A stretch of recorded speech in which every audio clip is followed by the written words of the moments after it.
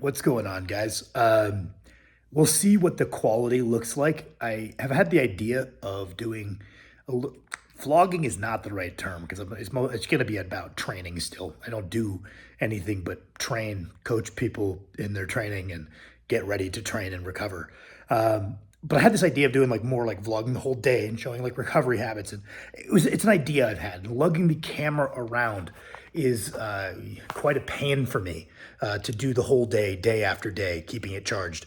Um, so to do these, I want to use my phone, but my phone is like pretty old and it's not been working with my lav mics. So I'm going to start saving up. I'm going to try to buy a better phone to do these on, but I figure, start today. Kicking the can down the road very rarely seems to work, and just start collecting footage and trying to make these a staple video on the channel.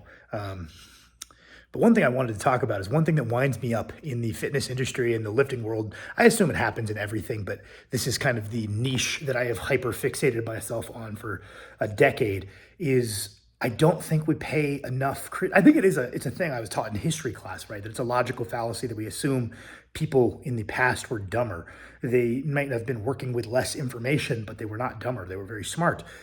Much the same, people who were smart guys in the past that we respect in lifting, I think we really under-respect their observations because nothing has changed about the physical phenomenons and trends in the body that they were observing back then. And I think people will find something wrong with the language they used of like, guys were like, oh, time under tension is good. Time under tension is good. And we disproved time under tension. So we're like, oh, those guys in the past, they were fucking idiots.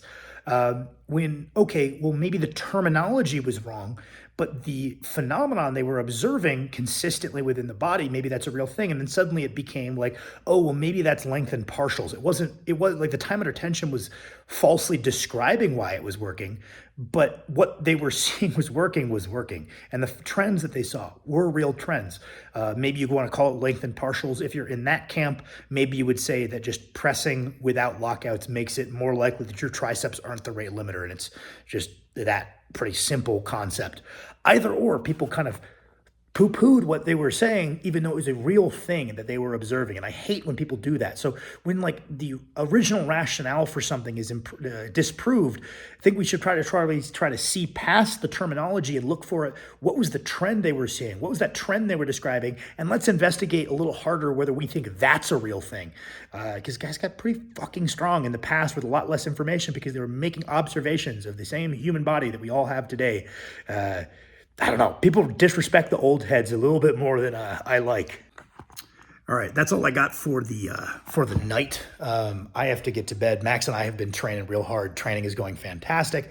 We're in a volume phase, so it's kind of the only people who know how good our training is going is me and Max because we have the landmarks to kind of correlate how good this is prior to the past. But we're going to be coming into some big sessions with big stuff to show for it soon, but it's been tough. I've been very tired. I've been not grumpy, learn to be happy and tired is a very, very good thing. If you want to get good at any athletic endeavor, you're going to have to train a lot. And you're going to not train in a nice exercising way that gives you more energy and like, oh, I work out and then I've got so much energy. You'd be tired a lot of the time if you're trying to chase like a real high level of performance in anything, endurance, strength, combat sports. You're going to be tired. So learn to be happy, learn to be content when being tired, because I think that's a thing that puts a lot of guys off of taking their performance to like a real high level is that they feel general discontent when they're fatigued and something must be wrong and something needs to change and they try to get out of it. But if you can learn to live in a productive, not just burying yourself, not killing yourself, but learn to live in a productive state of fatigue, you'll be in a pretty good spot. So I'm going to try to keep up. I'm trying to recover well, get a good night's sleep, keep hammering my nutrition, keep pushing my food a little bit more on these days that are before my final day of training in a row. I push my carbs a little higher this day. I pull them out a little bit on my rest day, try to facilitate good recovery. But I'm going to be run down tomorrow, but it's going to be a good back day anyway. So me and brother Max are going to try to get a good day in there. All right, well, I've been immediately given an opportunity to put my money where my mouth is. I slept like shit. We're going to ball regardless. I'm excited for back day. I got some ideas of like what I want my vertical and horizontal pulling to be good. I think my upper back could get no stronger and I could pull a nice deadlift PR, but I like the feel of deadlift when my upper back is a little bit ahead of the curve. So I've got some numbers I want to get like my weighted neutral chins to, and I've got some numbers I want to get. We're running dumbbell rows right now, but we might run pendlay rows as our like main heavy horizontal pull here coming up. And I've got some numbers in my head for the dumbbell rows based on some made up ratios I've got. I've got some numbers in my head for the pendlay rows based on some made up ratios I've got, that I want to get up to feel like I'm like upper back is ahead of the curve. And also read those videos at the beginning. If just getting strong on one leg is good kind of regardless of your goals, whether you're trying to be athletic, you're trying to be good at strongman, you're trying to be good at powerlifting, get strong on one leg. And I see an epidemic of people that just aren't going heavy enough on their single leg stuff. They like treat it like a real finesse movement, and they just are not adding as much weight as they could. You're a strong guy. What are you doing with 35 pounds on your each hand on the split squats? Load them up.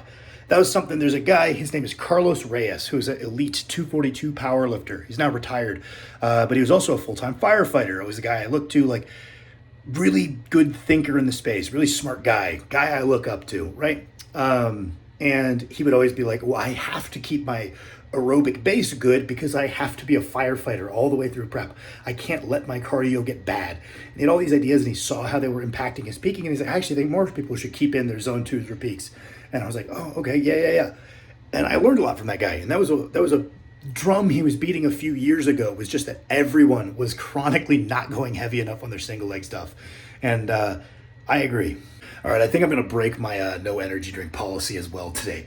Rewatching that clip back, I definitely know a few people are going to ask me about, what are those ratios? Because everybody on the internet is obsessed with like high bar to low bar or squat to deadlift. People love ratios, and I think ratios, I don't put a lot of weight behind them as like a diagnostic tool, because they're going to vary so much based on like your leverages and stuff, that I just don't really put a lot of credence into them as this like if-then scenario. We all want a flow chart of if this, then this, and I make the right decisions if I follow the flow chart. If there was a good flow chart, you'd probably know about it by now. You've watched plenty of YouTube videos.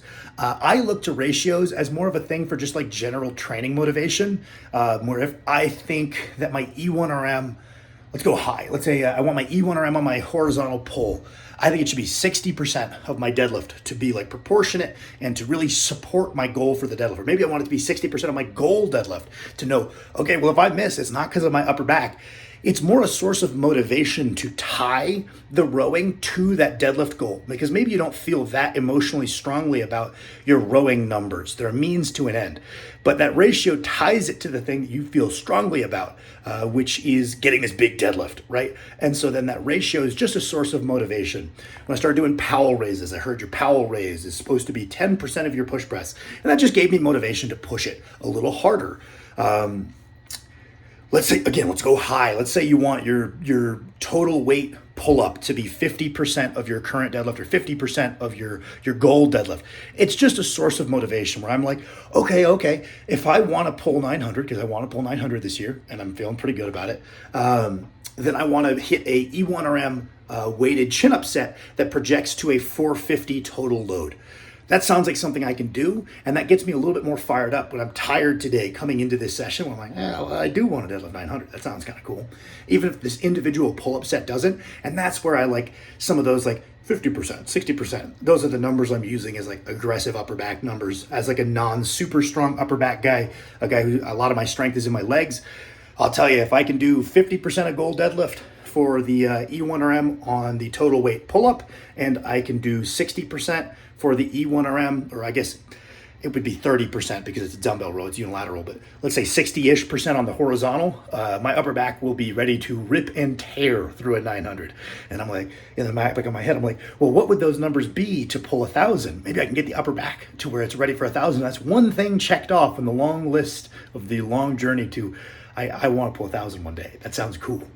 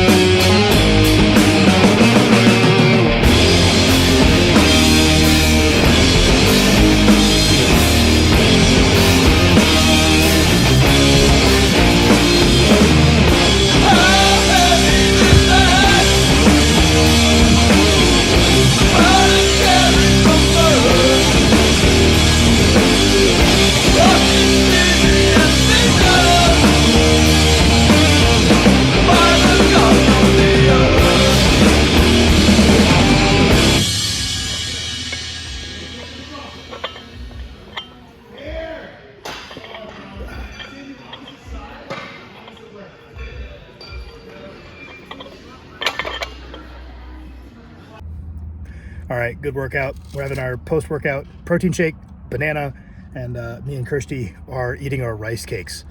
Pretty happy with that one. Chins went really good. Dumbbell rows went really good. Lats are a weird one. Not lats. Rowing is a weird. Pullovers go great. Pull downs go great. Pull ups go great. It's always such a fine line of going as heavy as you can while still having some connection. Because I feel like if you really chase, like, oh, I'm really squeezing, I'm really feeling it, you just end up lifting far too light in my personal experience. But it's also real easy to go far in the other direction. So I'm keeping an eye on that and pushing it a little heavier than I have in the past. I used to kind of be the like, but I'm getting a good squeeze. Me and Max are going to be pushing these dumbbell rows for a while. We're going to push the pendlay rows. And as long as they externally look decent, we'll keep just slapping more weight on the bar. Looking forward to that.